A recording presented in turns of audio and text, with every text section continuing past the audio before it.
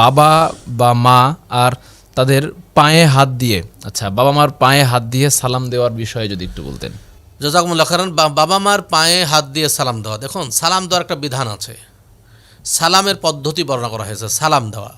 তো সালামের পদ্ধতি কি, যদি মানে পুরুষে পুরুষে সালাম দেয় তাহলে মুসাফা করবে।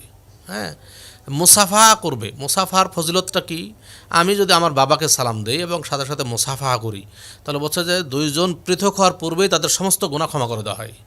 তাহলে মুসাফাহার কত মানে ফজিলত, এই ফজিলতটা যেন হাসিল না করতে পারে, শয়তান চেষ্টা করছে যে ফজিলত পেয়ে তো তারা জান্নাতে চলে যাবে, হ্যাঁ তাদের সব পাপ ক্ষমা হয়ে যাবে। কিভাবে তার পাপকে পাপ হিসেবে রেখে দেওয়া যায়, ক্ষমা যেন না হয়, এই জন্য মুসাফাহা না করে এবার পায়ে হাত দাও।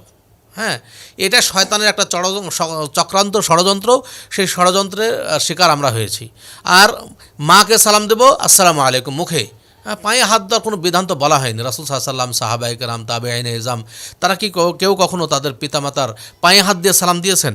এ ধরনের তো কোনো বিষয় দেখা যায় না। তো তারা কি তাদের পিতামাতাকে ভালোবাসতেন না? আমরা কি তাদের চাইতে বেশি ভালোবাসি? আসলে তা নয়।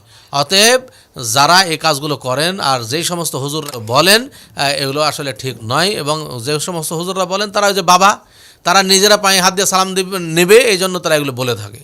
কিন্তু আসলে এটা শরীয়তসম্মত নয়, বরং এবং এটা কোরআন এবং সহিহ হাদিস দ্বারা প্রমাণিত নয়। অতএব যেটা প্রমাণিত আমরা মুসাফাহা করব।